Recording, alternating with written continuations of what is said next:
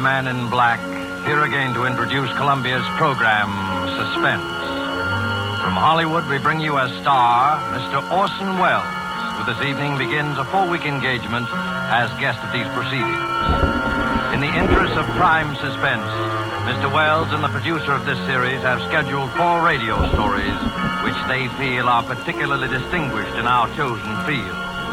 The first of these is The Most Dangerous Game by Richard Gwenn.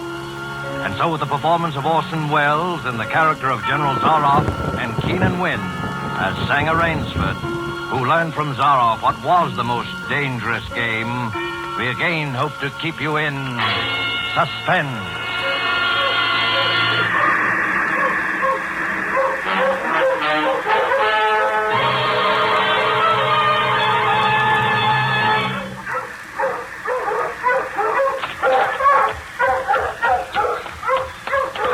Time. Any moment now he may come in, and when he does, I'm going to kill him. It's him or me. And I'm going to do my best to make it him. Or maybe it sounds crazy to you. I guess it does. Would have sounded crazy to me a few days ago when I was with Whitney on the yacht. I was on a pleasure trip. A pleasure trip. How could I or anyone realize then the horror and torment I was to go through? How was I to know of Yvonne? And the death swamp, and the hounds. How was I to know of Zaroff? Think of it. It was only 4 nights ago that the ship went down. We'd been talking about this island, Ship Trap Island, Whitney said it was called on the charts. I was sleepy and started on down below to turn in. I was mixing myself a nightcap when I looked up and saw it. A tremendous reef racing at us out of the fog. I screamed out a warning, but it was too late. We were right upon it.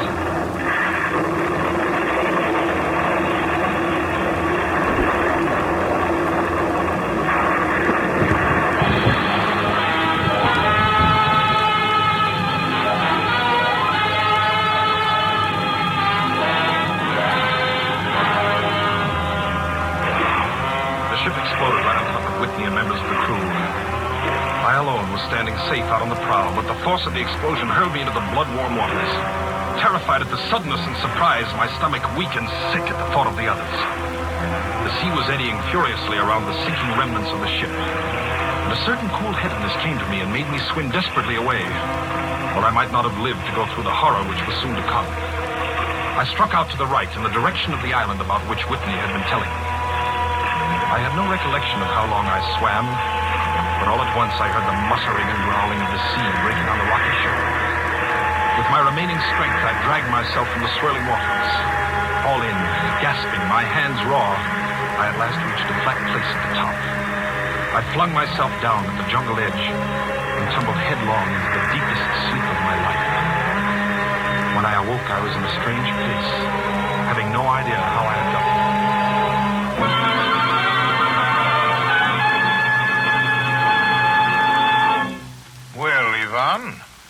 Our friend seems to be awakening. Where is this? Where am I? Do not be alarmed, my friend. My man Yvonne found you out on the cliff and brought you here to be taken care of. Well, thank God there's life on this island. I hardly believed. Few people do. Yes, you are quite safe here at my castle, Mr. Rainsford. Yes. Rainsford. I'm Sanger Rainsford of New York. Rainsford? Sanger Rainsford? Yes. Well, it is indeed a very great pleasure and honor to welcome you, Mr. Sanger Rainsford. You're the celebrated hunter, are you not? Yes. You know me? By reputation only. I've read your book about hunting snow leopards in Tibet, you see. My name is General Zaroff. I am not English, Mr. Rainsford, but I went to a good school. Perhaps you recognize the colors of my tie. No, it makes no difference. I've lived too long in the jungle to be a snob. Well, I can't tell you how happy I am to meet you, General. And I can't tell you how happy I am to meet you, Mr. Rainsford. But come, we shouldn't be chatting here. We can talk later. You must be hungry. Yes, I am rather. What? Ivan thought you'd like a robe. He's drying your clothes for you. Oh, thank you. Ivan's an incredibly strong fellow, but you mustn't mind his looks. His ears were cut off in battle, and he has the misfortune to be deaf and dumb. He is sensitive about his appearance. A simple fellow, really, but I'm afraid a bit savage. Oh? He's been in our family for years. Follow Ivan, if you please, Mr. Rainsford. I was about to have my luncheon just before you awoke. We can have it together now. Does the robe fit you all right? Oh, yes, perfectly, thanks. I'm so glad. You have quite a collection of heads here. Lions, tigers, elephants, moose, bears. Oh, I don't believe I've ever seen a more perfect specimen. They are nice. I take great pride in them. You have good cause. Coming from you, Mr. Rainsford, that is a great compliment. And here we are. You sit over there. Thank you. Not at all. Right, Ivan? We do our best to preserve the amenities of civilization here. Please forgive my lapses. Oh, of course. Yes. Well off the beaten track, you know. Shoo-shoo. Shoo-shoo. Shoo-shoo. This is my little pet, Mr. Rainsford. As a hunting falcon, Shoo-shoo is of no further usefulness in the field. But I'm fond of its company. My not little sweetheart. Patience, my darling. I know you're hungry, my dear. We hunt tonight. Your heads are really remarkable, General. That Cape Buffalo is the largest I've ever seen. Yes, that fellow. He's a monster. Did he charge you? Hurled me against a tree, fractured my skull, left me this scar. And I got the brute. I've always thought the Cape Buffalo is the most dangerous of all game. No, you're wrong. Wrong, sir. The Cape Buffalo is not the most dangerous game. Ivan, the wine. How does he understand you? He reads my lips. If you like this champagne, Mr. Rainsford, Ivan chills it expertly. The Cape Buffalo is not the most dangerous game. Here in my preserve on this island, I hunt more dangerous game. Oh, what? Is there big game on this island? The biggest. Oh, really? Oh, it isn't here naturally, of course. I have to stock the island. What have you imported, General? Jaguars? Jaguars. I hope you like filet mignon, Mr. Rainsford. I do very much, thank you. Is it Jaguars, General? No. Hunting jaguars ceased to interest me some years ago. I exhausted their possibilities, you see. No thrill left in jaguars, you understand? No real danger. I live for danger, Mr. Rainsford. We will have some capital hunting, you and I. I shall be most glad to have your company. Yes, but I'll tell you, you'll be amused, I know. I think you may say in all modesty that I've done a rare thing. Yes, I've invented a new sensation.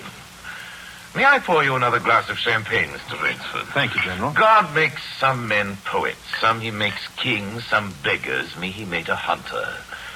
My hand was made for the trigger. My father once said that. Made for the trigger. My whole life has been one prolonged hunt. I've hunted every kind of game in every land. It'd be impossible for me to tell you how many animals I've killed. Grizzlies in your Rockies, crocodiles in the Ganges, rhinoceroses in East Africa. This is in Africa, by the way. That Cape Buffalo hit me and laid me up for 6 months. As soon as I recovered, I started for the Amazon to hunt jaguars, for I'd heard they were unusually cunning. They weren't. They were no match at all for a hunter with his wits about him, the high-powered rifle. I was bitterly disappointed. I was lying in my tent with a splitting headache one night, and a terrible thought pushed its way into my head. Hunting was beginning to bore me. And hunting, remember, had been my life. I've heard that in America, businessmen often go to pieces when they give up the business that's been their life. Yes, that's so. I had no wish to go to pieces. I must do something. Now, mine is an analytical mind, Mr. Rainsford. Doubtless, that is why I enjoy the problems of the chase. Oh, no doubt, General. So I asked myself why the hunt no longer fascinated me. You are much younger than I am, Mr. Rainsford, and have not hunted as much, but you perhaps can guess the answer. Well, what is it? Simply this. Hunting had ceased to be what you call a sporting proposition. It had become too easy. I always got my quarry. Always. There's no greater bore than perfection. Cigarette? No, thank you. No animal had a chance with me anymore. Not a chance. That is no boast. It is a mathematical certainty. The animal had nothing but his legs and his instinct. Instinct is no match for reason. When I thought of this, it was a tragic moment for me, I can tell you. It came to me as an inspiration. What I must do. And that was? I had to invent a new animal to hunt. A new animal? Oh, you're joking. Not at all. I never joke about hunting. I needed a new animal. I found one. So I bought this island, built this castle, and here I do my hunting. The island's perfect for my purposes. There are jungles with a maze of trails in them, hills, swamps. Yes, but the animal, General Zaroff. It supplies me with the most exciting hunting in the world. No other hunting compares with it for an instant. Every day I hunt. I never grow bored now. For I have a quarry with which I can match my wits. Yes, but you still I haven't... wanted the ideal animal to hunt, so I said, what are the attributes of an ideal quarry? And the answer was, of course, it must have courage, cunning, and above all, it must be able to reason. Well, no animal My can dear reason. fellow, there is one that can. One? But you can't mean... And why not? Well, I can't believe you're serious, General Zaroff. You're just joking. Joking? I'm quite serious. Speaking about hunting. Hunting? You're speaking about murder. Oh, dear me, that unpleasant word. I think I can show you that your scruples are quite ill-founded. Yes? I hunt the scum of the earth. Sailors from tramp ships, lascars, Japs, mongrels, a thoroughbred horse, a hound is worth more than a score of them. But these are men. Precisely, that is why I use them. It gives me pleasure. They can reason after a fashion, so they are dangerous. But where do you get them? We visit my training school. It's in the cellar. I have about a dozen pupils down there now. They're from the Spanish bark San Lucar that had the bad luck to go with the rocks up there. A very inferior lot, I regret to say. Poor specimens, more accustomed to the deck than to the jungle. Another glass? No. It's a game, you see. It's a sort of game. I suggest to one of them that we go hunting. I give him a supply of food and an excellent hunting knife. I give him 3 hours start. I am to follow, armed only with a pistol of the smallest caliber and range. If my quarry eludes me for 3 whole days, he wins the game. If I find him, he loses. Suppose he refuses to be hunted. Oh, I give him his choice, of course. He need not play that game if he does not wish to. If he does not wish to hunt, I turn him over to Ivan. Ivan once had the honor of serving as official knouter to my old king, and he has his own ideas of sport. Invariably, Mr. Rainsford, invariably they choose the hunt. And if they win? To date, I have not lost. I do not wish you to think me a braggart, Mr. Rainsford. Many of them afford only the most elementary sort of problem, I assure you. Occasionally I strike a Tartar. Sue remembers the Tartar, don't you, darling? Yes, he almost did win. I eventually had to use the hounds. See? Wait a moment, I'll open the window. Hello, boys!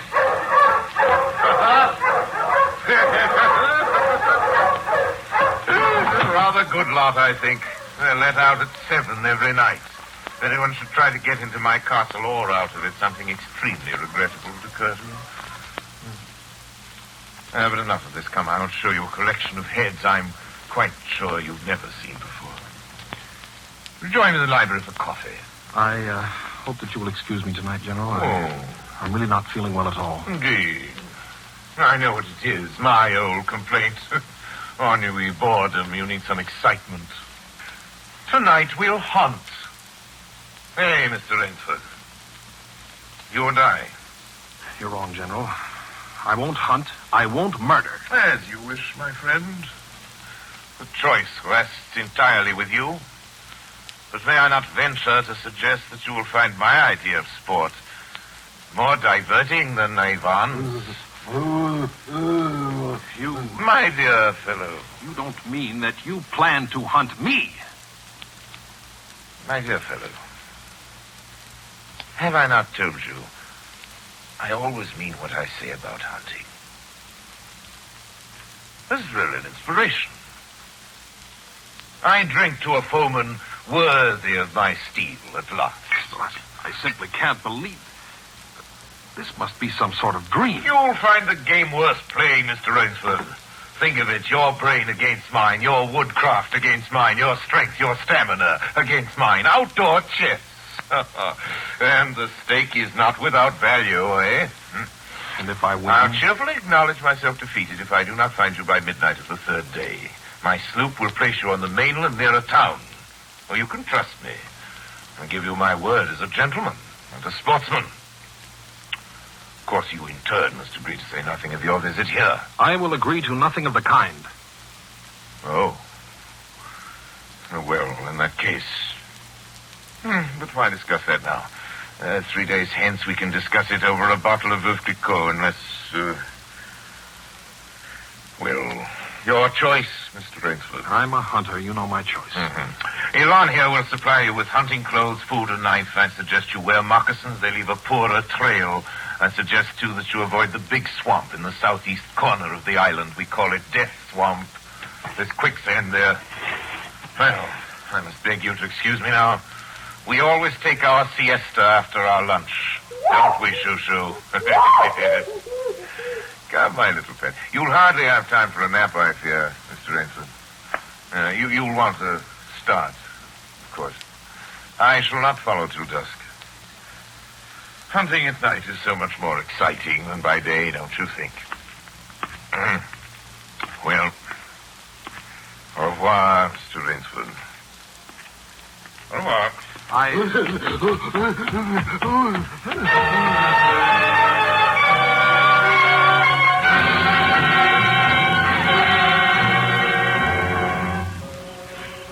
I'd fought my way through the bush for 2 hours, repeating to myself over and over again, I must keep my nerve. I must keep my nerve. My whole idea at first was to put distance between myself and General Zaroff. And to this end, I had plunged along through the thicket, spurred on by the sharp growls of something very much like panic. Now I had got a grip on myself. I'd stopped. I was taking stock of the situation. I saw that straight flight was futile. Inevitably, it would bring me face to face with the sea. Well, I'll give him a trail, I muttered. And I struck off from the rude path I had been following and into the trackless wilderness. I made a series of intricate loops. I doubled back on my trail again and again, recalling all the lore of the fox hunt, all the dodges of the fox. Night found me exhausted, my hands and face lashed by the branches on a thickly wooded ridge. My need for rest was imperative, and I thought, I played the fox, now I must play the cat of the fable. A big tree with a thick trunk and outspread branches was nearby, and taking care not to leave the slightest mark, I climbed up and stretched out among the broad limbs. Rest brought me new confidence and almost a feeling of security. Even so expert a hunter as General Zaroff cannot face me here, I assured myself. An apprehensive night crawled slowly by, my mind keenly alert for any sound, any warning. Towards the dawn, an instinct I never knew existed, like an animal must possess, impelled me to look far off in the distance in a westerly direction. Sure enough, following the trail with the sureness of a bloodhound came General Zaroff. Nothing escaped those searching black eyes. No crushed blade of grass, no bent twig, no mark, no matter how fine in the moss. My heart pounding furiously, I slid down quickly from the tree and struck off again into the woods. I knew I had to do something desperate. I knew that I had little time in which to do it. 300 yards from my hiding place, I stopped where a huge dead tree leaned precariously on a smaller living one. Throwing off my sack of food, I took my knife from its sheath and began to work with all my energy. The job was finished at last. and I threw myself down behind a fallen log 300 feet away. I did not have to wait long.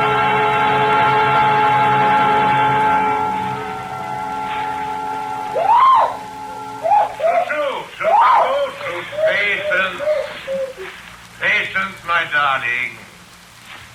You'll be fed. Rainsford. Rainsford.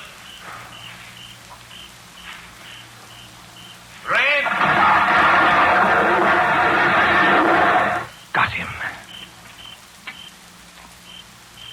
Well, Rainsford. If you are within sound of my voice, as I suppose you are, let me congratulate you. Not many men know how to make a maline man-catcher. Luckily for me, I too have hunted in Malacca. You are proving interesting, Mr. Rainsford.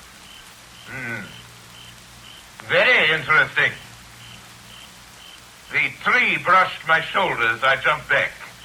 I'm going to have the wound rest. It's only slight. So I shall be back, Mr. Rainsford. I shall be back.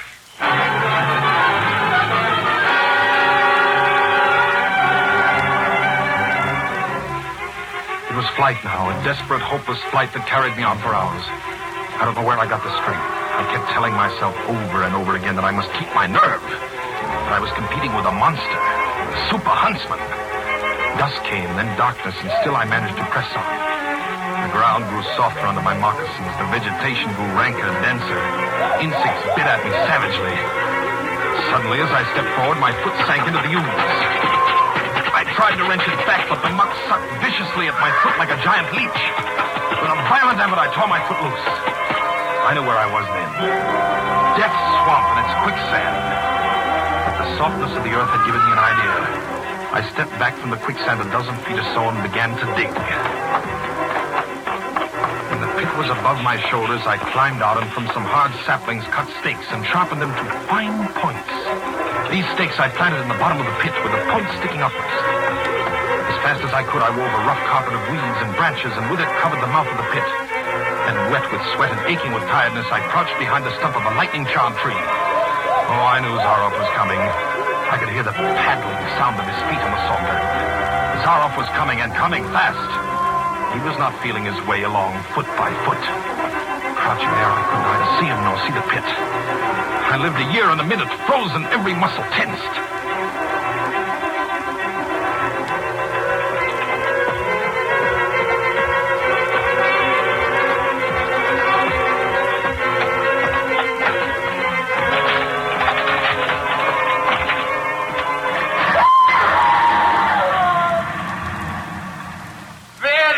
Rainsford.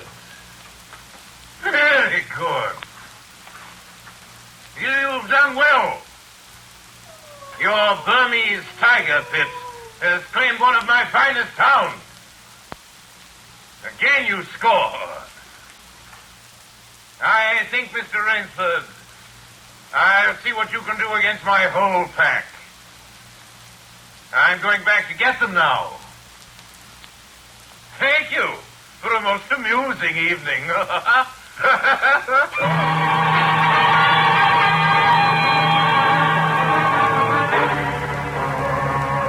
At daybreak, lying near the swamp, I was awakened by a sound that made me know I had new things to learn about fear. It was a distant sound, faint and wavering, but I knew it. It was the baying of a pack of hounds. I could do one of two things. I could stay where I was and wait. That was suicide. I could flee. That was postponing the inevitable. I had put my very last hope into that tiger pit. For a moment I stood there thinking. All at once an idea that held a wild chance came to me, and tightening my belt, I headed away from the swamp. The baying of the hounds drew nearer. They would be on me any minute now. My mind worked frantically. I thought of a native trick I had learned in Uganda. I caught hold of a springy young sapling, and to it fastened my hunting knife with the blade pointing down the trail. With a bit of wild grapevine, I tied back the sapling. Then I ran for my life. I raised their terrifying voices as they heard them and felt the fresh scent. I knew then how an animal at bay feels. At last I had to stop to get my breath. The baying of the hounds stopped just as suddenly. And with it, my heart stopped too. They must have reached the knife. Excitedly, I shinnied up a tree and looked back. My pursuers had stopped all right, but the hope that had been in my brain when I climbed died. For in the shallow valley, I saw that General Zaroff was still on his feet, but Ivan was not. Apparently, he had come along to hold the hounds. The knife, driven by the recoil of the springing tree, had splintered through his chest. I'd hardly tumbled to the ground when the pack took up the cry again. Nerve, nerve, nerve, nerve, I panted as I dashed along. A blue gap showed between the trees dead ahead. The hounds were almost on top of me. I forced myself on towards that gap. I reached it. It was the shore of the sea. Across the cove, I could see the gloomy gray stone of the castle. 20 feet below me, the sea rumbled and hissed. I hesitated. I heard the hounds. Then I leaped far out into the sea.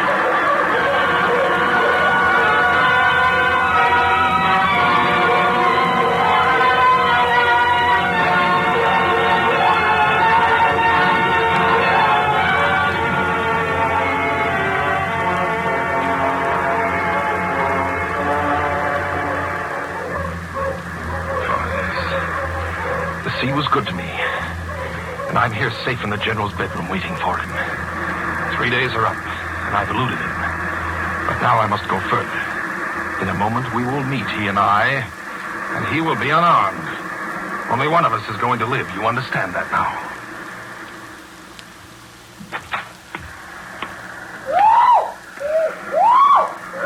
Quiet, Shushu. Shushu! You must be patient, dear. You must forgive me. You're hungry, I know. Shushu. Rainsford. General. Rainsford. How on earth did you get here? Swam. I found it easier and quicker than walking through the jungle. I congratulate you. Extraordinary. You've won the game. Oh, no, General. I'm still a beast at bay here. Get ready, General Zaroff. Swords? Yes, 2 of them. I see. Oh, very good. Very good, Rainsford. One of us, then, is to furnish a repast for the hounds. The other will sleep in this very excellent bed. Excellent. On guard, Rainsford.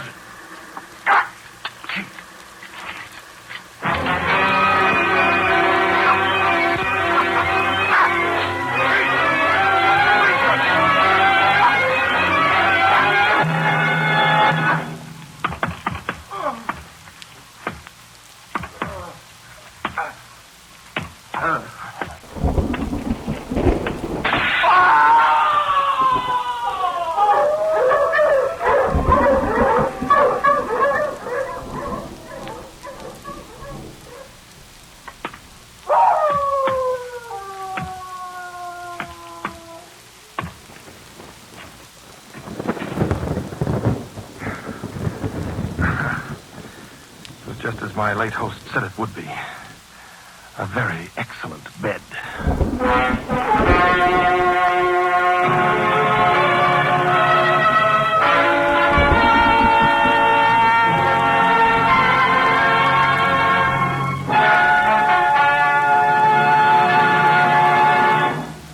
And so closes The Most Dangerous Game by Richard Carmel, starring Orson Welles. Tonight's tale of Suspense. Mr. Welles was General Zaroff, and Keenan Wynn, Rainsford. This is your narrator, the Man in Black, who conveys to you Columbia's invitation to spend this half hour in suspense next week, same time, when Orson Welles will again be our star in Sir Arthur Conan Doyle's story, The Lost Special. The producer of Suspense is William Spear, who tonight also directed the broadcast, and who, with Bernard Herrmann, the conductor, Lucian Marlowick, who composed the original score, and Private Jacques Anson Fink, the radio author, collaborated on tonight's Suspense.